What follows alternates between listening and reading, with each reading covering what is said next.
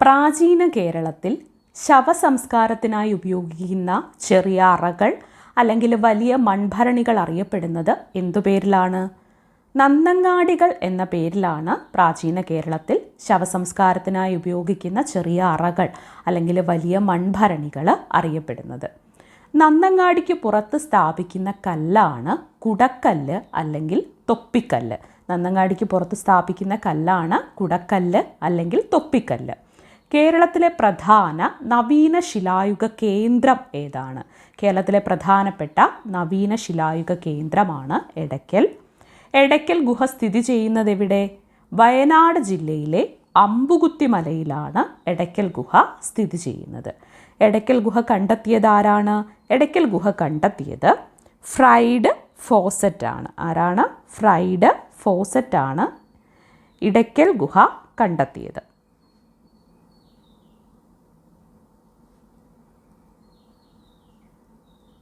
അദ്ദേഹത്തെ നമ്മൾ F faucet എന്നും പറയാറുണ്ട്. ഫ്രൈഡ് ഫോസറ്റ് അഥവാ എഫ് ഫോസറ്റ് ആണ് എടയ്ക്കൽ ഗുഹ കണ്ടെത്തിയത്. പ്രാചീന കേരളത്തിൽ ശവസംസ്കാരത്തിനായി ഉപയോഗിക്കുന്ന ചെറിയ അറകൾ അല്ലെങ്കിൽ വലിയ മൺഭരണികൾ അറിയപ്പെടുന്നത് നന്നങ്ങാടികൾ എന്നാണ്.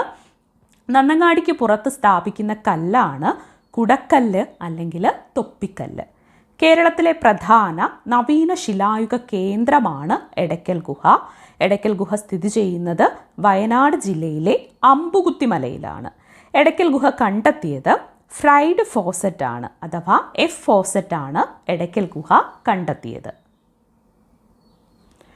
സംഘകാലത്തിലെ പ്രധാന കവയിത്രിയാണ് ഔവ്വയാർ. ആരാണ്? സംഘകാലത്തിലെ പ്രധാന കവയിത്രിയാണ് ഔവ്വയാർ. സംഘകാലത്തിലെ പ്രധാന കവികളാണ് കപിലനും പരണറും. ആരാണ് സംഘകാലത്തിലെ പ്രധാന കവികൾ? കപിലറും പരണറും. സംഘകാലത്തിലെ പ്രധാന കവികളാണ് കപിലറും പരണറും. പഴന്തമിഴ് പാട്ടുകളിൽ പരാമർശിക്കുന്ന പ്രധാനപ്പെട്ട കാർഷിക വിഭവം ഏതാണ്? പഴന്തമിഴ് പാട്ടുകളിൽ പരാമർശിക്കുന്ന പ്രധാനപ്പെട്ട കാർഷിക വിഭവമാണ് ചക്ക. ചക്കയാണ് പഴന്തമിഴ് പാട്ടുകളിൽ പരാമർശിക്കുന്ന പ്രധാനപ്പെട്ട കാർഷിക വിഭവം. മൂവേന്തന്മാർ എന്നറിയപ്പെട്ടത് ആരൊക്കെയാണ്? ചേരർ, പാണ്ഡ്യർ, ചോളർ അല്ലെങ്കിൽ ചോളർ, ചേരർ, പാണ്ഡ്യർ ഇവരാണ് മൂവേന്തന്മാർ എന്ന് അറിയപ്പെട്ടത്. ചേരന്മാരുടെ തലസ്ഥാനം എവിടെയായിരുന്നു? ചേരന്മാരുടെ തലസ്ഥാനം മുചിരി ആയിരുന്നു. എവിടെയാണ്? മുചിരി ആയിരുന്നു ചേരന്മാരുടെ തലസ്ഥാനം. പാണ്ഡ്യന്മാരുടെ തലസ്ഥാനമോ? പാണ്ഡ്യന്മാരുടെ തലസ്ഥാനം മധുരയായിരുന്നു. എവിടെയായിരുന്നു? മധുരയായിരുന്നു പാണ്ഡ്യന്മാരുടെ തലസ്ഥാനം. സംഘകാലത്തിലെ പ്രധാന കവയിത്രിയാണ് ഔവ്വയാർ. സംഘകാലത്തിലെ പ്രധാന കവികളാണ് കപിലർ, പരണർ.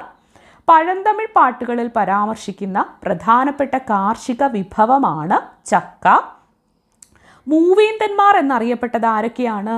ചേരർ, പാണ്ഡ്യർ, ചോളർ ഇവരാണ് മൂവേന്തന്മാർ എന്ന് അറിയപ്പെട്ടത്. ചേരന്മാരുടെ തലസ്ഥാനം മുചിരിയാണ്. എവിടെയാണ്? മുചിരിയാണ് ചേരന്മാരുടെ തലസ്ഥാനം. പാണ്ഡ്യന്മാരുടെ തലസ്ഥാനം മധുരയാണ്. മധുരയാണ് പാണ്ഡ്യന്മാരുടെ തലസ്ഥാനം. ചോളന്മാരുടെ തലസ്ഥാനമോ? ഉറയൂരാണ്. ചോളന്മാരുടെ തലസ്ഥാനം ഉറയൂരാണ്. കേരളത്തിലെ മധ്യകാലഘട്ടം എന്നറിയപ്പെടുന്നത് AD 8-ാം നൂറ്റാണ്ട് മുതൽ 18-ാം നൂറ്റാണ്ട് വരെയാണ്. മധ്യകാലഘട്ടത്തെ പറ്റിയിട്ടുള്ള വിശദമായ SRT ബേസ്ഡ് ഒരു ക്ലാസ് നമ്മുടെ ചാനലിൽ ഇതിനു മുൻപ് അപ്ലോഡ് ചെയ്തിട്ടുണ്ട്. ഡീറ്റെയിലായ അങ്ങനെ ഒരു ക്ലാസ് ആവശ്യമാണെങ്കിൽ നിങ്ങൾ അതൊന്ന് പോയി കാണാൻ ശ്രമിക്കുക. കേരളത്തിലെ മധ്യകാലഘട്ടം AD 8-ാം നൂറ്റാണ്ട് മുതൽ 18-ാം നൂറ്റാണ്ട് വരെയാണ്. തരിസാപ്പള്ളി ശാസനം ഏത് വർഷമാണ്? AD 849 തരിസാപ്പള്ളി ശാസനം. തരിസാപ്പള്ളി ശാസനം AD 849. തരിസാപ്പള്ളി ശാസനം തയ്യാറാക്കിയത് ആരാണ്? അയ്യനടികൾ തിരുവടികളാണ് തരിസാപ്പള്ളി ശാസനം തയ്യാറാക്കിയത്. ആരാണ്? അയ്യനടികൾ തിരുവടികളാണ് തരിസാപ്പള്ളി ശാസനം തയ്യാറാക്കിയത്. തരിസാപ്പള്ളി ശാസനം തയ്യാറാക്കിയത് ആരുടെ ഭരണകാലത്താണ്? സ്ഥാണു രവിവർമ്മൻ്റെ ഭരണകാലത്താണ് തരിസാപ്പള്ളി ശാസനം തയ്യാറാക്കിയത്. തരിസാപ്പള്ളി ശാസനം തയ്യാറാക്കിയത് സ്ഥാണു രവിവർമ്മൻ്റെ ഭരണകാലത്താണ്. അപ്പോൾ ചോളന്മാരുടെ തലസ്ഥാനം ഉറയൂരാണ്. കേരളത്തിലെ മധ്യകാലഘട്ടം എന്നറിയപ്പെടുന്നത് AD 8-ാം നൂറ്റാണ്ട് മുതൽ 18-ാം നൂറ്റാണ്ട് വരെയാണ്. തരിസാപ്പള്ളി ശാസനം AD 849 തരിസാപ്പള്ളി ശാസനം തയ്യാറാക്കിയത് അയ്യനടികൾ തിരുവടികളാണ്. ആരാണ്? അയ്യനടികൾ തിരുവടികളാണ് തരിസാപ്പള്ളി ശാസനം തയ്യാറാക്കിയത്. തരിസാപ്പള്ളി ശാസനം തയ്യാറാക്കിയത് ആരുടെ ഭരണകാലത്താണ്? സ്ഥാണു രവിവർമ്മൻ്റെ ഭരണകാലത്താണ് തരിസാപ്പള്ളി ശാസനം തയ്യാറാക്കിയത്. ജൂതശാസനം എഴുതിയിരിക്കുന്ന ലിപി ഏതാണ്? വട്ടെഴുത്ത് ലിപിയിലാണ് ജൂതശാസനം എഴുതിയിരിക്കുന്നത്. ഏത് ലിപിയിലാണ്? വട്ടെഴുത്ത് ലിപിയിലാണ് ജൂതശാസനം എഴുതിയിരിക്കുന്നത്. മഹോദയപുരം ആസ്ഥാനമാക്കി കേരളം ഭരിച്ചിരുന്നത് പെരുമാക്കന്മാരാണ്. ആരാണ്? പെരുമാക്കന്മാരാണ് മഹോദയപുരം ആസ്ഥാനമാക്കി കേരളം ഭരിച്ചിരുന്നത്. പെരുമാക്കന്മാരാണ്. കേരളത്തിൽ ഒരു കേന്ദ്രീകൃത ഭരണം സ്ഥാപിതമായത് ആരുടെ കാലത്താണ്? പെരുമാക്കന്മാരുടെ കാലത്താണ് കേരളത്തിൽ ഒരു കേന്ദ്രീകൃത ഭരണം സ്ഥാപിതമായത്. പെരുമാക്കന്മാരുടെ പ്രതിനിധികൾ അറിയപ്പെട്ടത് കോയിൽ അധികാരികൾ എന്നാണ്. എന്താണ്? പെരുമാക്കന്മാരുടെ പ്രതിനിധികൾ അറിയപ്പെട്ടിരുന്നത് കോയിൽ അധികാരികൾ എന്ന പേരിലാണ്. പെരുമാക്കന്മാരുടെ ഭരണകാര്യങ്ങളിൽ സഹായിച്ചിരുന്ന ബ്രാഹ്മണ സമിതിയാണ് നാലുതളി. എന്താണ്? പെരുമാക്കന്മാരുടെ ഭരണകാര്യങ്ങളിൽ സഹായിച്ചിരുന്ന ബ്രാഹ്മണ സമിതിയാണ് നാലുതളി. ജൂതശാസനം എഴുതിയിരുന്ന ലിപിയാണ് വട്ടെഴുത്ത്. വട്ടെഴുത്ത് ലിപിയിലാണ് ജൂതശാസനം എഴുതിയിരുന്നത്. മഹോദയപുരം ആസ്ഥാനമാക്കി കേരളം ഭരിച്ചിരുന്നത് പെരുമാക്കന്മാരാണ്. കേരളത്തിൽ ഒരു കേന്ദ്രീകൃത ഭരണം സ്ഥാപിതമായത് പെരുമാക്കന്മാരുടെ കാലത്താണ്. പെരുമാക്കന്മാരുടെ പ്രതിനിധികൾ അറിയപ്പെട്ടിരുന്നത് കോയിൽ അധികാരികൾ എന്ന പേരിലാണ്. എന്താണ്? പെരുമാക്കന്മാരുടെ പ്രതിനിധികൾ അറിയപ്പെടുന്നത് കോയിൽ അധികാരികൾ എന്ന പേരിലാണ്. പെരുമാക്കന്മാരുടെ ഭരണകാര്യങ്ങളിൽ സഹായിച്ചിരുന്ന ബ്രാഹ്മണ സമിതിയാണ് നാലുതളി. എന്താണ്? പെരുമാക്കന്മാരുടെ ഭരണകാര്യങ്ങളിൽ സഹായിച്ചിരുന്ന ബ്രാഹ്മണ സമിതിയാണ് നാലുതളി. പെരുമാക്കന്മാരുടെ സൈനിക കൂട്ടം അറിയപ്പെടുന്നത് 1000 എന്ന പേരിലാണ്. എന്താണ്? പെരുമാക്കന്മാരുടെ സൈനിക കൂട്ടം അറിയപ്പെടുന്നത് 1000 എന്ന പേരിലാണ്. വേണാടിനെ തിരുവിതാംകൂർ എന്ന ആധുനിക രാജ്യമാക്കി മാറ്റിയതാരാണ്? വേണാടിനെ തിരുവിതാംകൂർ എന്ന ആധുനിക രാജ്യമാക്കി മാറ്റിയത് മാർത്താണ്ഡവർമ്മയുടെ കാലത്താണ്. വേണാടിനെ തിരുവിതാംകൂർ എന്ന ആധുനിക രാജ്യമാക്കി മാറ്റിയത്. മലബാറിൽ മൈസൂർ സുൽത്താൻമാരുടെ കാലഘട്ടം 1766 മുതൽ 1792 വരെയാണ്. എന്നാണ്? മലബാറിൽ മൈസൂർ സുൽത്താൻമാരുടെ കാലഘട്ടം എന്ന് പറയുന്നത് 1766 മുതൽ 1792 വരെയാണ്. ദേവസ്വം ഭൂമിയുടെ അവകാശികൾ അറിയപ്പെടുന്നത് ഊരാളർ എന്ന പേരിലാണ്. എന്താണ്? ദേവസ്വം ഭൂമിയുടെ അവകാശികൾ അറിയപ്പെടുന്നത് ഊരാളർ എന്ന പേരിലാണ്. ഉൽപാദനത്തിൻ്റെ ഒരു നിശ്ചിത പങ്ക് ജന്മിക്ക് പാട്ടമായി നൽകാമെന്ന വ്യവസ്ഥയിൽ ജന്മിമാർ കുടിയാന്മാർക്ക് നൽകിയ ഭൂമിയാണ് വെറും പാട്ടഭൂമി. എന്താണ്? ഉൽപാദനത്തിൻ്റെ ഒരു നിശ്ചിത പങ്ക് ജന്മിക്ക് പാട്ടമായിട്ട് നൽകാമെന്ന വ്യവസ്ഥയിൽ ജന്മിമാർ കുടിയാന്മാർക്ക് നൽകിയ ഭൂമിയാണ് വെറും പാട്ടഭൂമി. അപ്പോൾ പെരുമാക്കന്മാരുടെ സൈനിക കൂട്ടം അറിയപ്പെട്ടിരുന്നത് 1000 എന്ന പേരിലാണ്. വേണാടിനെ തിരുവിതാംകൂർ എന്ന ആധുനിക രാജ്യമാക്കി മാറ്റിയത് മാർത്താണ്ഡവർമ്മയാണ്. ആരാണ്? മാർത്താണ്ഡവർമ്മയാണ് വേണാടിനെ തിരുവിതാംകൂർ എന്ന ആധുനിക രാജ്യമാക്കി മാറ്റിയത്. മലബാറിൽ മൈസൂർ സുൽത്താൻമാരുടെ കാലഘട്ടമാണ് 1766 മുതൽ 1792 വരെ. എന്താണ്? മലബാറിൽ മൈസൂർ സുൽത്താൻമാരുടെ കാലഘട്ടമാണ് 1766 മുതൽ 1792 വരെ. ദേവസ്വം ഭൂമിയുടെ അവകാശികൾ അറിയപ്പെടുന്നത് ഊരാളർ എന്ന പേരിലാണ്. എന്താണ്? ദേവസ്വം ഭൂമിയുടെ അവകാശികൾ അറിയപ്പെടുന്നത് ഊരാളർ എന്ന പേരിലാണ്. ഉൽപാദനത്തിൻ്റെ ഒരു നിശ്ചിത പങ്ക് ജന്മിക്ക് പാട്ടമായി നൽകാമെന്ന വ്യവസ്ഥയിൽ ജന്മിമാർ കുടിയാന്മാർക്ക് നൽകിയ ഭൂമിയാണ് വെറും പാട്ടഭൂമി. എന്താണ്? ഉൽപാദനത്തിൻ്റെ ഒരു നിശ്ചിത പങ്ക് ജന്മിക്ക് പാട്ടമായിട്ട് നൽകാമെന്ന വ്യവസ്ഥയിൽ ജന്മിമാർ കുടിയാന്മാർക്ക് നൽകിയ ഭൂമിയാണ് വെറും പാട്ടഭൂമി. പണയപ്പാട്ടം വ്യവസ്ഥകളാണ് ഏതൊക്കെ? കാണം, ഒറ്റി. ഇതൊക്കെ പണയപ്പാട്ടം വ്യവസ്ഥകളാണ്. കാണം, ഒറ്റി മുതലായവ. ഒരുതരം നികുതി ഇളവാണ് കുഴിക്കാണം. എന്താണ്? ഒരുതരം നികുതി ഇളവാണ് കുഴിക്കാണം. കൊച്ചിയിലെ ഭൂസർവേ അറിയപ്പെടുന്നത് എന്തു പേരിലായിരുന്നു? കേട്ടെഴുത്ത് എന്ന പേരിലായിരുന്നു കൊച്ചിയിലെ ഭൂസർവേ അറിയപ്പെടുന്നത്. എന്താണ്? കൊച്ചിയിലെ ഭൂസർവേ അറിയപ്പെടുന്നത് കേട്ടെഴുത്ത് എന്ന പേരിലായിരുന്നു. തിരുവിതാംകൂറിലെ ഭൂസർവേ അറിയപ്പെടുന്നതോ? കണ്ടെഴുത്ത് എന്ന പേരിലാണ് തിരുവിതാംകൂറിലെ ഭൂസർവേ അറിയപ്പെടുന്നത്. കേരളത്തിൽ നിന്നും പോർച്ചുഗീസുകാർ പോയ വർഷം ഏതാണ്? 1663 കേരളത്തിൽ നിന്നും പോർച്ചുഗീസുകാർ പോയത്. 1663 1741 കുളച്ചൽ യുദ്ധത്തിൽ ഡച്ചുകാരെ പരാജയപ്പെടുത്തിയ തിരുവിതാംകൂർ രാജാവാരാണ്? മാർത്താണ്ഡവർമ്മയാണ്. 1741 കുളച്ചൽ യുദ്ധത്തിൽ ഡച്ചുകാരെ പരാജയപ്പെടുത്തിയ തിരുവിതാംകൂർ രാജാവ് മാർത്താണ്ഡവർമ്മയാണ്. അപ്പം പണയപ്പാട്ട വ്യവസ്ഥകളാണ് കാണം, ഒറ്റി മുതലായവ. ഒരുതരം നികുതി ഇളവാണ് കുഴിക്കാണം എന്ന് പറയുന്നത്. കൊച്ചിയിലെ ഭൂസർവേ അറിയപ്പെടുന്നത് കേട്ടെഴുത്ത് എന്ന പേരിലാണ്. തിരുവിതാംകൂറിലെ ഭൂസർവേയോ? തിരുവിതാംകൂറിലെ ഭൂസർവേ കണ്ടെഴുത്താണ്. കൊച്ചിയിലത് കേട്ടെഴുത്താണെങ്കിലും തിരുവിതാംകൂറിലത് കണ്ടെഴുത്താണ്. കേരളത്തിൽ നിന്നും പോർച്ചുഗീസുകാർ പോയ വർഷം ഏതാണ്? 1663 കേരളത്തിൽ നിന്നും പോർച്ചുഗീസുകാർ പോയത്. 1741 കുളച്ചൽ യുദ്ധത്തിൽ ഡച്ചുകാരെ പരാജയപ്പെടുത്തിയ തിരുവിതാംകൂർ രാജാവാരാണ്? മാർത്താണ്ഡവർമ്മയാണ്. 1741 കുളച്ചൽ യുദ്ധത്തിൽ ഡച്ചുകാരെ പരാജയപ്പെടുത്തിയ തിരുവിതാംകൂർ രാജാവ്. കർണാട്ടിക് യുദ്ധങ്ങൾ ആരൊക്കെ തമ്മിലായിരുന്നു? ഇംഗ്ലീഷുകാരും ഫ്രഞ്ചുകാരും തമ്മിലായിരുന്നു കർണാട്ടിക് യുദ്ധങ്ങൾ. കർണാട്ടിക് യുദ്ധങ്ങൾ ആരൊക്കെ തമ്മിലായിരുന്നു? ഇംഗ്ലീഷുകാരും ഫ്രഞ്ചുകാരും. കോഴിക്കോട് ഭരണം നടത്തിയിരുന്ന സാമൂതിരിമാരുടെ നാവികപ്പടയുടെ തലവൻ ആരാണ്? കോഴിക്കോട് ഭരണം നടത്തിയിരുന്ന സാമൂതിരിമാരുടെ നാവികപ്പടയുടെ തലവൻ കുഞ്ഞാലിമരയ്ക്കാറായിരുന്നു. ആരായിരുന്നു? കുഞ്ഞാലിമരയ്ക്കാറായിരുന്നു കോഴിക്കോട് ഭരണം നടത്തിയിരുന്ന സാമൂതിരിമാരുടെ നാവികപ്പടയുടെ തലവൻ. കുഞ്ഞാലിമരയ്ക്കാരുടെ ആസ്ഥാനം എവിടെയാണ്? പുതുപ്പണത്തെ മരയ്ക്കാർ കോട്ടയാണ് കുഞ്ഞാലിമരയ്ക്കാരുടെ ആസ്ഥാനം. എവിടെയാണ്? പുതുപ്പണത്തെ മരയ്ക്കാർ കോട്ടയാണ് കുഞ്ഞാലിമരയ്ക്കാരുടെ ആസ്ഥാനം. വടകരയിലാണത്. പുതുപ്പണത്തെ മരയ്ക്കാർ കോട്ട. പോർച്ചുഗീസുകാരുടെ കയ്യിൽ നിന്നും ചാലിയം കോട്ട തിരിച്ചുപിടിച്ചതാരാണ്? കുഞ്ഞാലിമരയ്ക്കാർ മൂന്നാമനാണ് പോർച്ചുഗീസുകാരുടെ കയ്യിൽ നിന്നും ചാലിയം കോട്ട തിരിച്ചുപിടിച്ചത്. ഇംഗ്ലീഷ് ഈസ്റ്റ് ഇന്ത്യ കമ്പനിയും സാമൂതിരിയും ചേർന്ന് വ്യാപാര ഉടമ്പടിയിൽ ഒപ്പുവെച്ച വർഷം ഏതാണ്? 1615 ഇംഗ്ലീഷ് ഈസ്റ്റ് ഇന്ത്യ കമ്പനിയും സാമൂതിരിയും ചേർന്ന് വ്യാപാര ഉടമ്പടിയിൽ ഒപ്പുവെച്ചത്. ആറ്റിങ്ങൽ കലാപം നടന്ന വർഷം 1721 ആറ്റിങ്ങൽ കലാപം നടന്നത്.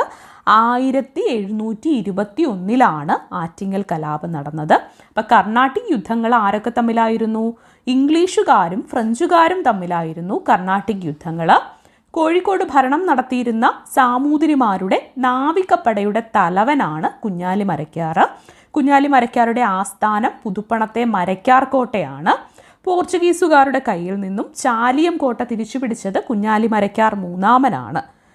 ഇംഗ്ലീഷ് ഈസ്റ്റ് ഇന്ത്യ കമ്പനിയും സാമൂതിരിയും ചേർന്ന് വ്യാപാര ഉടമ്പടിയിൽ ഒപ്പുവെച്ചത് 1615 ആറ്റിങ്ങൽ കലാപം നടന്ന വർഷമോ? 1721 ആറ്റിങ്ങൽ കലാപം നടന്നത്. ബ്രിട്ടീഷുകാർക്കെതിരെ കേരളത്തിൽ നടന്ന ആദ്യത്തെ സംഘടിത കലാപം ഏതാണ്? ബ്രിട്ടീഷുകാർക്കെതിരെ കേരളത്തിൽ നടന്ന ആദ്യത്തെ സംഘടിത കലാപം ആറ്റിങ്ങൽ കലാപമാണ്. ആറ്റിങ്ങൽ കലാപമാണ് ബ്രിട്ടീഷുകാർക്കെതിരെ കേരളത്തിൽ നടന്ന ആദ്യത്തെ സംഘടിത കലാപം. മലബാർ ബ്രിട്ടീഷുകാർക്ക് ലഭിച്ച സന്ധി ഏതാണ്? ശ്രീരംഗപട്ടണം സന്ധി. 1792 ശ്രീരംഗപട്ടണം സന്ധിയാണ് മലബാർ ബ്രിട്ടീഷുകാർക്ക് ലഭിച്ച സന്ധി. അപ്പോൾ ബ്രിട്ടീഷുകാർക്കെതിരെ കേരളത്തിൽ നടന്ന ആദ്യത്തെ സംഘടിത കലാപമാണ് ആറ്റിങ്ങൽ കലാപം. മലബാർ ബ്രിട്ടീഷുകാർക്ക് ലഭിച്ച സന്ധിയാണ് ശ്രീരംഗപട്ടണം സന്ധി. അത് 1792 ശ്രീരംഗപട്ടണം സന്ധി.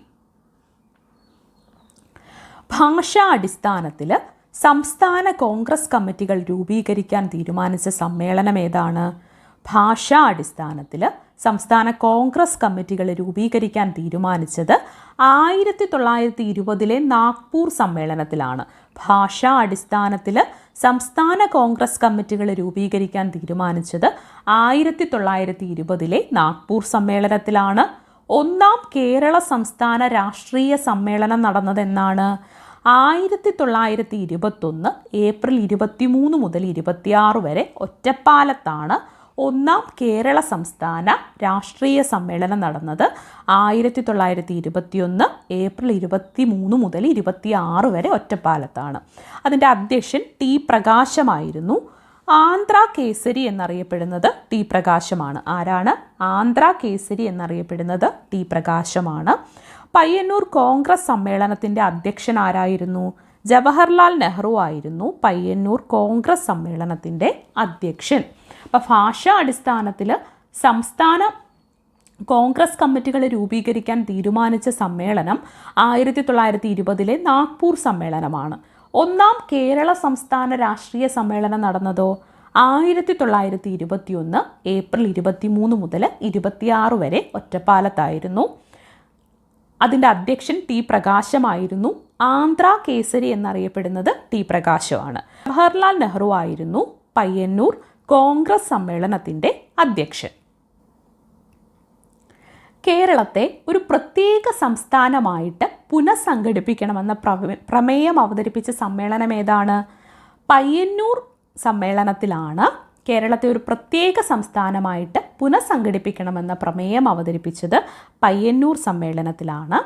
1947 തൃശ്ശൂരിൽ നടന്ന ഐക്യ കേരള കൺവെൻഷൻ്റെ അധ്യക്ഷനാരായിരുന്നു? കെ കേളപ്പനായിരുന്നു. 1947 തൃശ്ശൂരിൽ നടന്ന ഐക്യ കേരള കൺവെൻഷൻ്റെ അധ്യക്ഷൻ. സ്വാതന്ത്ര്യപ്രാപ്തിക്ക് ശേഷം ഐക്യ കേരള കൺവെൻഷൻ നടന്നത് എവിടെയാണ്? ആലുവയിലാണ് സ്വാതന്ത്ര്യപ്രാപ്തിക്ക് ശേഷം ഐക്യ കേരള കൺവെൻഷൻ നടന്നത്. തിരുക്കൊച്ചി സംയോജനം നടന്നതോ 1949 ജൂലൈ 1 തിരുക്കൊച്ചി സംയോജനം നടന്നത്. 1.25 കോടി മലയാളികൾ ആരുടെ കൃതിയാണ്? EMS നമ്പൂതിരിപ്പാടിൻ്റെ കൃതിയാണ് 1.25 കോടി മലയാളികൾ എന്നുള്ളത്. അപ്പോൾ കേരളത്തെ ഒരു പ്രത്യേക സംസ്ഥാനമായിട്ട് പുനഃസംഘടിപ്പിക്കണമെന്ന പ്രമേയം അവതരിപ്പിച്ചത് പയ്യന്നൂർ സമ്മേളനത്തിലാണ്. 1947 തൃശ്ശൂരിൽ നടന്ന ഐക്യ കേരള കൺവെൻഷൻ്റെ അധ്യക്ഷൻ കെ കേളപ്പനായിരുന്നു. സ്വാതന്ത്ര്യപ്രാപ്തിക്ക് ശേഷം ഐക്യ കേരള കൺവെൻഷൻ നടന്നത് ആലുവയിലാണ്. തിരുക്കൊച്ചി സംയോജനം നടന്നത് 1949 ജൂലൈ 1 1.25 കോടി മലയാളികൾ ആരുടെ കൃതിയാണ്? EMS നമ്പൂതിരിപ്പാടിൻ്റെ കൃതിയാണ് 1.25 കോടി മലയാളികൾ എന്നുള്ളത്.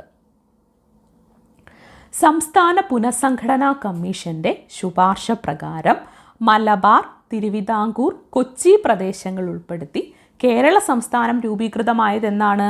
1956 നവംബർ 1 സംസ്ഥാന പുനഃസംഘടനാ കമ്മീഷൻ്റെ ശുപാർശ പ്രകാരം മലബാർ, തിരുവിതാംകൂർ, കൊച്ചി പ്രദേശങ്ങൾ ഉൾപ്പെടുത്തി കേരള സംസ്ഥാനം രൂപീകൃതമായത്. മദിരാശി സംസ്ഥാനത്തിന് വിട്ടുകൊടുത്ത തിരുവിതാംകൂറിൻ്റെ ഭാഗങ്ങൾ ഏതൊക്കെയാണ്? തോവാള, അഗസ്തീശ്വരം, കൽക്കുളം, വിളവൻകോട് ഇവയാണ് മദിരാശി സംസ്ഥാനത്തിന് വിട്ടുകൊടുത്ത തിരുവിതാംകൂറിൻ്റെ ഭാഗങ്ങൾ. അപ്പം മദിരാശി സംസ്ഥാനത്തിന് വിട്ടുകൊടുത്ത തിരുവിതാംകൂറിൻ്റെ ഭാഗങ്ങൾ ഏതൊക്കെയാണ്? തോവാള, അഗസ്തീശ്വരം, കൽക്കുളം, വിളവൻകോട്. കേരളത്തോട് കൂട്ടിച്ചേർത്ത പ്രദേശങ്ങൾ ഏതൊക്കെയാണ്? തെക്കൻ കർണാടകയുടെ ഭാഗമായിരുന്ന ഹോസ്ദുർഗാണ് കേരളത്തോട് കൂട്ടിച്ചേർത്തത്. മദിരാശി സംസ്ഥാനത്തിന് വിട്ടുകൊടുത്തത് തിരുവിതാംകൂറിൻ്റെ ഭാഗങ്ങൾ തോവാള, അഗസ്തീശ്വരം, കൽക്കുളം, വിളവൻകോട് ഇവയാണ്. കേരളത്തോട് കൂട്ടിച്ചേർത്തത് തെക്കൻ കർണാടകയുടെ ഭാഗമായിരുന്ന ഹോസ്ദുർഗാണ്. ഐക്യ കേരള പ്രതിജ്ഞ എഴുതി തയ്യാറാക്കിയത് ആരാണ്? NV കൃഷ്ണവാര്യറാണ് ഐക്യ കേരള പ്രതിജ്ഞ എഴുതി തയ്യാറാക്കിയത്. അപ്പോൾ സംസ്ഥാന പുനഃസംഘടനാ കമ്മീഷൻ്റെ ശുപാർശ പ്രകാരം മലബാർ, തിരുവിതാംകൂർ, കൊച്ചി പ്രദേശങ്ങൾ ഉൾപ്പെടുത്തി കേരള സംസ്ഥാനം രൂപീകൃതമായത് 1956 നവംബർ 1 മദിരാശി സംസ്ഥാനത്തിന് വിട്ടുകൊടുത്ത തിരുവിതാംകൂറിൻ്റെ ഭാഗങ്ങളാണ് തോവാള, അഗസ്തീശ്വരം, കൽക്കുളം, വിളവൻകോട്. കേരളത്തോട് കൂട്ടിച്ചേർത്തതോ തെക്കൻ കർണാടകയുടെ ഭാഗമായിരുന്ന ഹോസ്ദുർഗാണ്. ഐക്യ കേരള പ്രതിജ്ഞ എഴുതി തയ്യാറാക്കിയത് ആരാണ്? NV കൃഷ്ണവാര്യറാണ് ഐക്യ കേരള പ്രതിജ്ഞ എഴുതി തയ്യാറാക്കിയത്. എടയ്ക്കൽ ഏത് ശിലായുഗത്തിൻ്റെ ഉദാഹരണമാണ് എടയ്ക്കൽ? നവീന ശിലായുഗത്തിൻ്റെ ഉദാഹരണമാണ് എടയ്ക്കൽ. ലണ്ടൻ മിഷൻ സൊസൈറ്റിയുടെ പ്രവർത്തന മേഖല എവിടെയാണ്? തിരുവനന്തപുരമാണ്. തിരുവനന്തപുരത്ത് LMS എന്ന് പറഞ്ഞിട്ട് ഒരു ബസ് സ്റ്റോപ്പ്, ഒരു പ്രദേശം അറിയപ്പെടുന്നത് LMS എന്നാണ്. അപ്പോൾ ലണ്ടൻ മിഷൻ സൊസൈറ്റിയുടെ പ്രവർത്തന മേഖലയാണ് തിരുവനന്തപുരം. അതൊന്ന് കണക്ട് ചെയ്യാൻ അല്ലെങ്കിൽ ഓർത്ത് വെക്കാൻ വേണ്ടി പറഞ്ഞു എന്നേ ഉള്ളൂ. ലണ്ടൻ മിഷൻ സൊസൈറ്റിയുടെ പ്രവർത്തന മേഖലയാണ് തിരുവനന്തപുരം. പുന്നപ്ര വയലാർ കലാപം നടന്ന വർഷം എന്നാണ്? 1946 പുന്നപ്ര വയലാർ കലാപം നടന്നത്. കൊച്ചിയിൽ ബ്രിട്ടീഷുകാർക്കെതിരെ പോരാടിയ ധീരദേശാഭിമാനി ആരാണ്? പാലിയത്തച്ഛനാണ് കൊച്ചിയിൽ ബ്രിട്ടീഷുകാർക്കെതിരെ പോരാടിയ ധീരദേശാഭിമാനി. പഴശ്ശി സ്മാരകം സ്ഥിതി ചെയ്യുന്നത് എവിടെയാണ്? മാനന്തവാടിയിലാണ് പഴശ്ശി സ്മാരകം സ്ഥിതി ചെയ്യുന്നത്. അപ്പോൾ എടയ്ക്കൽ ഗുഹ അല്ലെങ്കിൽ എടയ്ക്കൽ ഏത് ശിലായുഗത്തിന് ഉദാഹരണമാണ്? എടയ്ക്കൽ ഗുഹ നവീന ശിലായുഗത്തിന് ഉദാഹരണമാണ്. ലണ്ടൻ മിഷൻ സൊസൈറ്റിയുടെ പ്രവർത്തന മേഖല തിരുവനന്തപുരമാണ്. പുന്നപ്ര വയലാർ കലാപം നടന്നത് 1946 കൊച്ചിയിൽ ബ്രിട്ടീഷുകാർക്കെതിരെ പോരാടിയ ധീരദേശാഭിമാനിയാണ് പാലിയത്തച്ഛൻ. പഴശ്ശി സ്മാരകം സ്ഥിതി ചെയ്യുന്നത് മാനന്തവാടിയിലാണ്. മലബാർ കുടിയായ്മ നിയമം നിലവിൽ വന്ന വർഷം എന്നാണ്? 1929 മലബാർ കുടിയായ്മ നിയമം നിലവിൽ വന്നത്. എന്നാണ്? 1929 മലബാർ കുടിയായ്മ നിയമം നിലവിൽ വന്നത്. ബ്രിട്ടീഷുകാർക്കെതിരെ കേരളത്തിൽ നടന്ന ആദ്യത്തെ സംഘടിത കലാപമാണ് ആറ്റിങ്ങൽ കലാപം. എന്താണ്? ബ്രിട്ടീഷുകാർക്കെതിരെ കേരളത്തിൽ നടന്ന ആദ്യത്തെ സംഘടിത കലാപമാണ് ആറ്റിങ്ങൽ കലാപം. വേലുത്തമ്പി ദളവ കുണ്ടറ വിളംബരം നടത്തിയ വർഷം 1809 ജനുവരി 11 വേലുത്തമ്പി ദളവ കുണ്ടറ വിളംബരം നടത്തിയത്. വേലുത്തമ്പി ദളവ കുണ്ടറ വിളംബരം നടത്തിയ വർഷം 1809 ജനുവരി 11 തിരുവിതാംകൂറിൽ ക്ഷേത്രപ്രവേശന വിളംബരം പുറപ്പെടുവിച്ച വർഷമോ? 1936 തിരുവിതാംകൂറിൽ ക്ഷേത്രപ്രവേശന വിളംബരം പുറപ്പെടുവിച്ചത്. അപ്പം മലബാർ കുടിയായ്മ നിയമം നിലവിൽ വന്നത് 1929 ബ്രിട്ടീഷുകാർക്കെതിരെ കേരളത്തിൽ നടന്ന ആദ്യത്തെ സംഘടിത കലാപമാണ് ആറ്റിങ്ങൽ കലാപം. വേലുത്തമ്പി ദളവ കുണ്ടറ വിളംബരം നടത്തിയ വർഷം 1809 ജനുവരി 11 തിരുവിതാംകൂറിൽ ക്ഷേത്രപ്രവേശന വിളംബരം പുറപ്പെടുവിച്ച വർഷം 1936